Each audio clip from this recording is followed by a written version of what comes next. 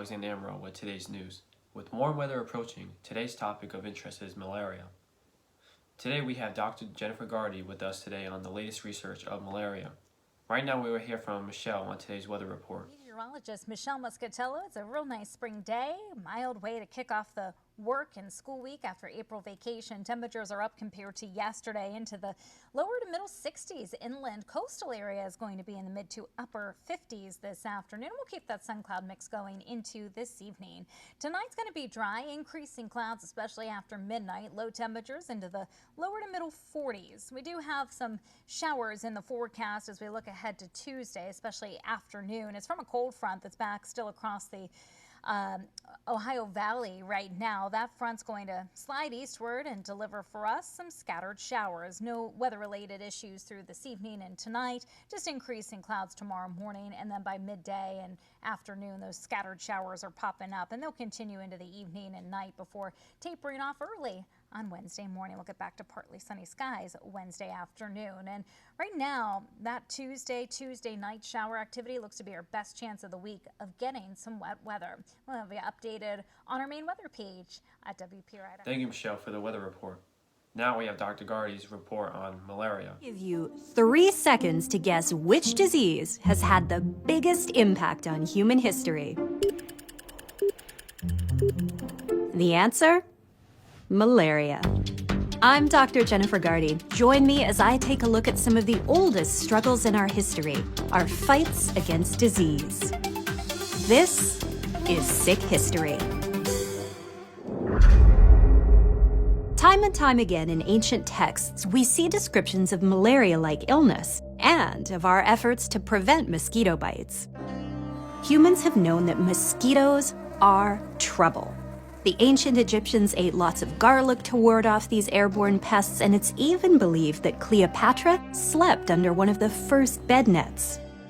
Around the same time, people were starting to suspect that swamps and wet ground, the perfect breeding sites for mosquitoes, were causing fevers. In fact, the word malaria comes from the Italian malaria, or bad air. Peruvian healers were grinding up bark from the cinchona tree, nicknamed the fever tree, to treat an illness that looked a lot like malaria. In the early 1600s, Spanish missionaries brought this bitter extract, which today we know as quinine, back to Europe, where it became the treatment of choice for malaria. And here's the thing, quinine didn't just treat malaria, it could also prevent it. The problem was that it didn't taste very good, so British officers in India mixed their quinine powder with water, sugar, lime, and gin, and voila, the gin and tonic was born.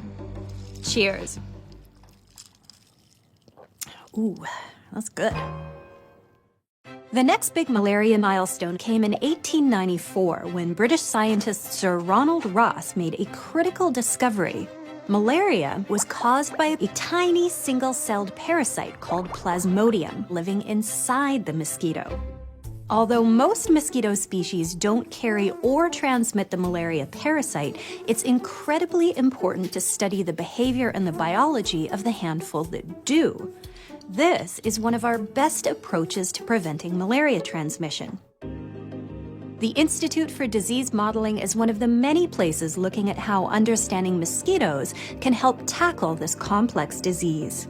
I personally find it incredible that such a tiny animal is world's most dangerous predator. Yeah, it is pretty amazing. You know, it's only about this big, but they're very sneaky, very persistent, and they're also very adaptable. It's really important to understand mosquitoes. Like if you were a detective solving a murder case, you would want to understand the killer. So then when we fight malaria, what's our target? Do we kill the mosquito or the parasite that lives inside, or both? During World War II, the U.S. went with kill the mosquitoes. The United States was declared malaria-free in 1951. What started as the Office for Malaria Control in War Areas turned into the Centers for Disease Control and Prevention, the CDC, which these days tackles all sorts of other diseases and health emergencies. But the brute force tactics that made North America and Europe largely malaria-free weren't as easy to implement in the rest of the world. And both the parasite and the mosquito, they don't take losing easily.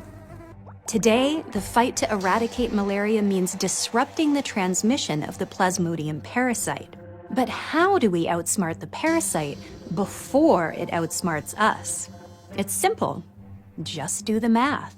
Malaria is a pretty complicated disease, and math provides a way of incorporating everything that we know into one unified description. And then we can put it in the computer, and the computer model helps us understand various different components. And make predictions. Exactly. We can test those hypotheses in the computer, then they can be implemented to much greater success. It saves us a lot of time and a lot of wasted effort. And money, too.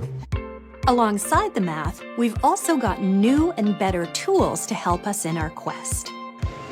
Lab coats, personal protective equipment. That's how you know science is about to happen. Let's go. Here we have some examples of our rapid diagnostic tests. So you can see it's just this little device. Yep. And you put a little blood sample there. And then about 15 minutes later, you'll get a line that shows up that indicates whether you have malaria or not. It's just like a pregnancy test, basically. It's very much like a pregnancy test. It's very easy to read. As you can see, it's very small and very light, so it's easy to get these to hard-to-reach places. It's incredible that you can get so much information from such a small test. It truly is. Yes, science has helped us develop better drugs, bed nets, and tools to detect, treat, prevent, and in many cases, eliminate malaria. And the math, gathering, transmitting, and interpreting good data has let us better target our work. But getting to the end game with malaria also needs something as old as us. Sheer human effort, reaching the hardest hit people in hard to reach places with the right treatment at the right time. Science, math, and logistics. If we get all three right, we might just defeat malaria. Continuing on with the discussion of malaria, the Bill and Melinda Gates Foundation's goal is a world free of malaria. Their foundation has prevented 1.7 billion cases and saved 10.6 million lives. In the recent years, it has been hard to fight malaria because of insecticide and drug resistance from the parasite involving to survive. Another problem that has occurred right now is the emergence of COVID-19.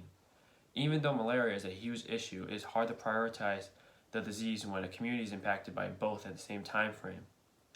2 years ago in 2020, there were 241 million cases of malaria. 95% of them was in Africa, with 627,000 people that have died, mostly children under 5 years old.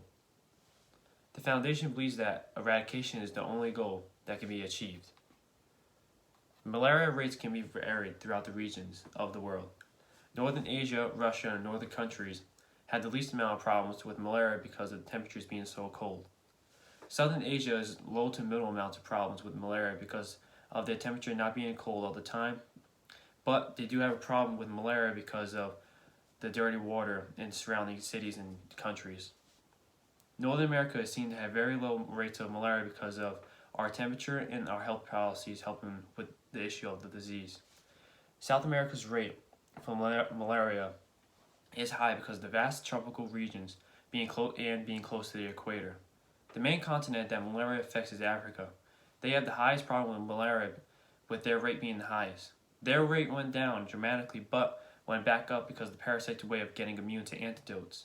In the 21st century, there has been some biotechnology helping with the research and development of eradicating malaria.